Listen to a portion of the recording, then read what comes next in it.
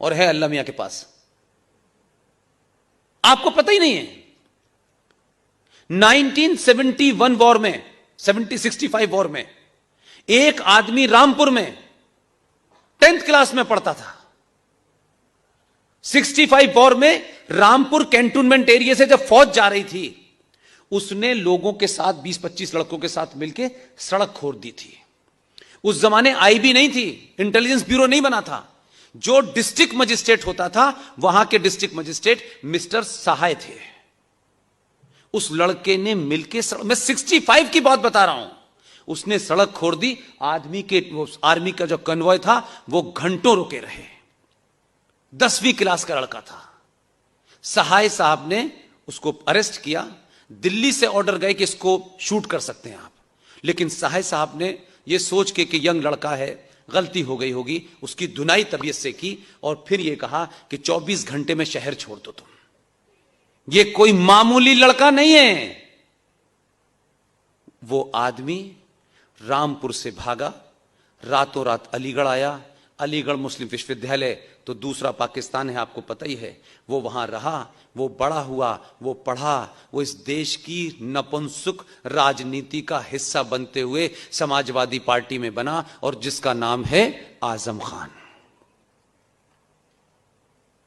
वो आपकी सत्ता के शीर्ष पे चला गया, क्योंकि हम जानना नहीं चाहते। इसलिए नेशनल हाईवे पे पंचर की दुकान भी खुल रही है तो वहीं खुल रही है, मैकेनिक की दुकान भी वहीं खुल रही है कि इसी आपदा के समय रात में किसने खोदा किसे पता चलेगा। एक्सप्रेस वे तो आप बना रहे हैं, इस एक्सप्रेस वे पे कौन सी विचारधारा चलेगी इसको भी तो तय करिए। इसलिए 95 में क्या हुआ, आप चुप रहे। यहां भी 2013 में वक्फ प्रॉपर्टी कानून भारत की संसद में रख के पास कर दिया गया। आप नहीं बोले, आप नहीं बोले। महंगाई पे बाजार बंद, जीएसटी बढ़ गया, बाजार बंद, इनकम टैक्स कम दो इसलिए काम नहीं करेंगे। हम यही करते रहे ना, यही किया। 2013 में भारत की संसद में वक्फ प्रॉपर्टी कानून को एक कानून बना दिया गया।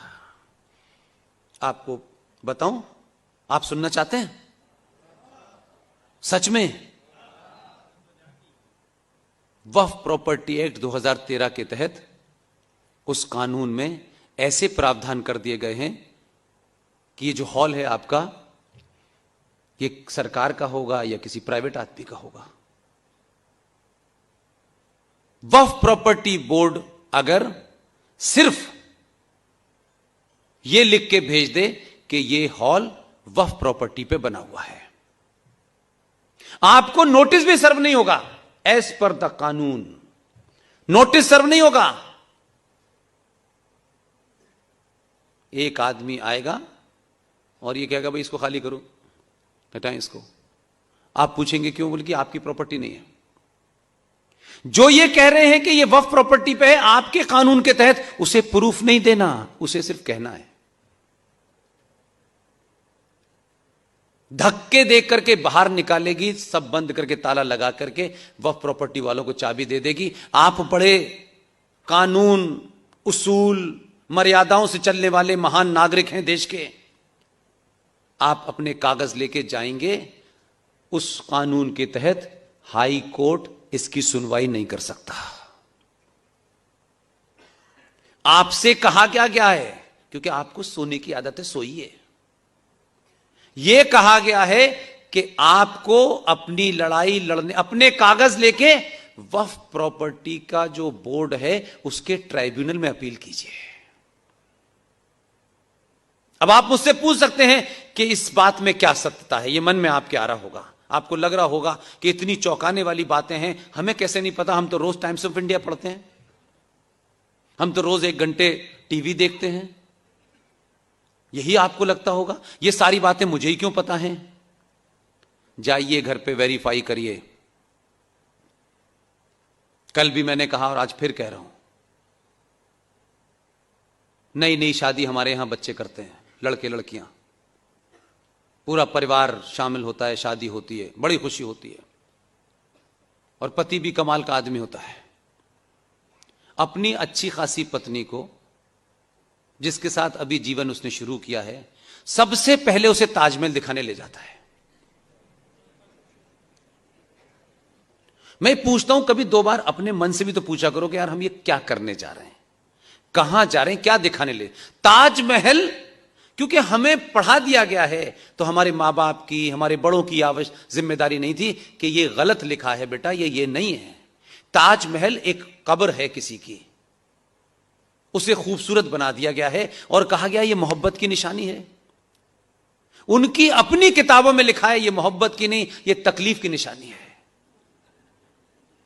और वहां वो बेचारे जाएंगे, फोटो खिंचवाएंगे, और बेचारी लड़की भावुकता में अपने पति से कहती है तुम भी मेरे लिए बनवाओगे, अभी जीवन शुरू किया है, वो बनवाने के चक्कर में लगी। उस ताजमहल को जिसे दुनिया के लोग आते हैं, आप उसे शान से दिखाते हैं, और भारत का राष्ट्रपति हर आने वाले विदेशी मेहमान को ताजमहल देता था कि यह भारत की पहचान है। भारत का राष्ट्रपति विदेशी मेहमानों को भारत की पहचान के रूप में ताजमहल देता था। यह हमारा मानसिक दिवालियापन है। उस ताजमहल को वक्फ प्रॉपर्टी बोर्ड ने अपनी प्रॉपर्टी घोषित कर दिया है, सारे अधिकार सरकार से ले लिए हैं। अब उस ताजमहल का मेंटेनेंस को छोड़ करके सारा पैसा वक्फ बोर्ड के पास जाता है, और भारत सरकार का एक institution archaeological survey of India supreme court से 5 साल से अपील ही कर रहा है, सुप्रीम कोर्ट सुन ही नहीं रही। ताजमहल चला गया भारत सरकार के हाथ से, वक्फ बोर्ड ने कहा ये तो हमारी प्रॉपर्टी पे है और ये हमारी है। कोई जवाब नहीं है। छोटे मोटे के घर पे कब्जा नहीं किया है, वहां से शुरू किया है। तब भी आप कह रहे हैं अच्छा हमारे घर पे आओगे तब देखेंगे, तब तक आप रहेंगे।